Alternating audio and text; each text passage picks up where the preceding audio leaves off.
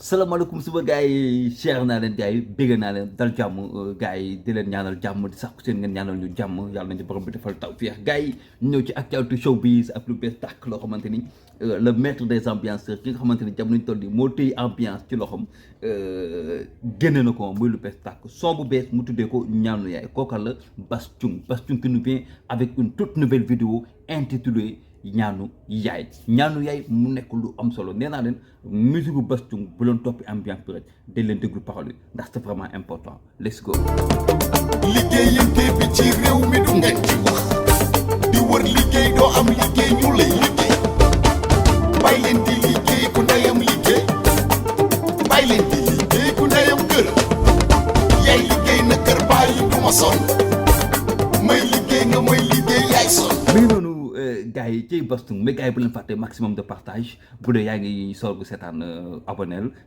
like partage ko ñeneen ni ñu mën a suivre canal bi jàpp ci liggéey bi. Bass Thioung un artiste incontestable koo xamante ni ci domaine bu mu nekk muy mbalax rawatina façon mbalax bi nga xamante ni moom lay def muy ambiance jamono ñu toll nii nee naa leen da koo téye ci loxoom loolu moom mu neex mu nakkari mooy li am. Bass Thioung qui nous vient avec Gnanou Yaye mais boo xoolee extrait bi mu leen jox mu ngi ciy wax lu am solo di wër liggéey amoo liggéey ñu lay liggéey maa ngi muy wax maanaam attitude mystique bi nga xamante ni mi ngi ci biir muy réew mi quoi rawatina nag ci milieu tamit showbiz bi nga xam nga ni showbiz bi moom saa waay mystique bi moom daf cee saf sax kooku ñu wax ko ak ñu ñàkk ko mooy di am mais bon di wër liggéey amoo liggéey ñu lay liggéey loolu moo am Sénégal maanaam man du ma dem keneen du dem wala boog ki nga xamante ni moo nekk ci kanam saa su ne ñu lay jëm a fexeel ngir jëm la yàqal mais aussi à travers le titre muy Gnanou Yaye mi ngi bëgg a wax gars yi ni que ku am Gnanou Yaye ku ne bul ragal ku am Gnanou Yaye ku ne bu ñu liggéey tamit boo xefee ki la liggéey bi day dellu ci koom ndax nit ki xoolal rek mooy li olof Njaay di wax xoolal nit ki xool ko muy dem rek mais bul xam lan lañ ko bootee dafa am solo. Bass Thioung à chaque fois dafay joxe ambiance mais bu joxe ambiance dama seetlu ni que contenu musique am gars yi duñ ci bàyyi xel ndax ay paroles yu am solo lay transmettre ci li nga xamante ni mooy musique am xaw ma ndax mooy bindal boppam wala dañ koy bindal mais il a une très belle plume comme nañ koy waxee quoi bind bu rafet saa su ne lay bind te ay clipam la plupart dafay allier li nga xamante ni mooy couleur ak rythme dafay allier li nga xamante ni mooy zéro nudité ci ay clipam dafay nekk d'habitude ay clip yoo xamante ni mag bu toogee mën na ko seetaan gone bu toogee mën na ko seetaan comme mag bu toogee ak gone sax ñoom ñaar mën nañu bokk seetaanandoo ko te loolu dafa am solo ci li nga xamante ni mooy clip quoi. lenn tamit neex na ma ci ay clip bu Bass Thioung mooy d'habitude boo xoolee décor bi da koy def ci dans les quartiers yi nga xamante ni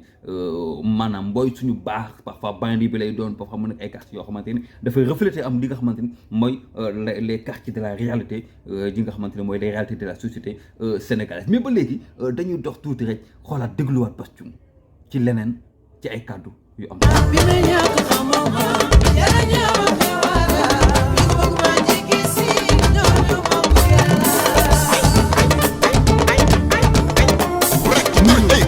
gars yi je pense bien que lii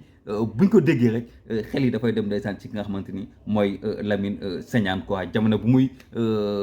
génnee son boobu noonu tuddee ko Gorée yo su ma juumul la son bi tudd Gorée bi muy naan bi may ñàkk xamoo ma yàlla ñëw ak suturam léegi nga bëgg ma nangam sangam expliquer comme ni ko Bass Thioung waxee quoi mu nekk tamit ay paroles yoo xamante ni mu nekk ay paroles yu am solo maanaam nit ki ca ba muy nekk en difficulté je pense bien que si jamono boobu lay gën a soxla ki nga xam ñi nga xamante ni ñoo ko jege ci lay gën a soxla ñi nga xamante ni ñooy entourage ci lay gën a soxla ñi nga xamante ni ñooy ay xaritam wala ay ànd jàmbam wala ñi mu bokkal mais bul bàyyi ba nit ki am yow nga koy soog a jege su boobaa rek da ngay gore di quoi comme ni ko Lamine Segnane waxee woon quoi nañuy bàyyi nit ko bu nekk si jafe-jafe ñu koy toog di ko seetaan bu demee ba xamante ni suñu borom ñëw na ak ay mbiram rek ñu koy bëgg a jege quoi foofu tamit je pense bien que comme ni ko rappeur di waxee pic la boo xamante ni Bass Thioung am na ñu mu koy sànni wala boog am na ñu mu ko jagle xam nga artistes yi moom dañoo bëri code lu ñuy wax lu nekk rek mun nga ko imaginer ci nu mu la neexee kaw wala mun na am orientation boo xamante ni donc koy jox quoi en tout cas Bass Thioung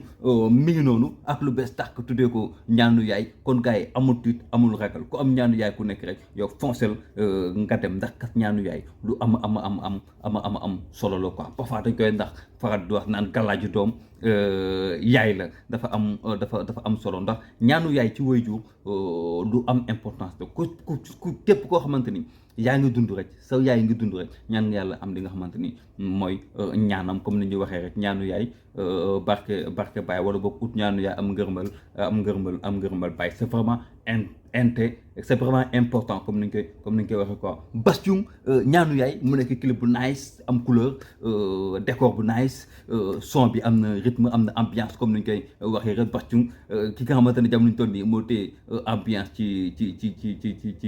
ci loxoom. Respectez à vous, respectez les amis suba ñëw ci ki nga xamante ni mooy Vigie ak ki nga xamante ni mooy Baye Mass ñoom ñaar ñëpp am concert war ko def le même jour dinañ def Chronik ci EP bi nga xamante ni tamit Baye Mass indi na ko A ba Z parce que tout est intéressant ci li nga xamante ni mooy EP bi Baye Mass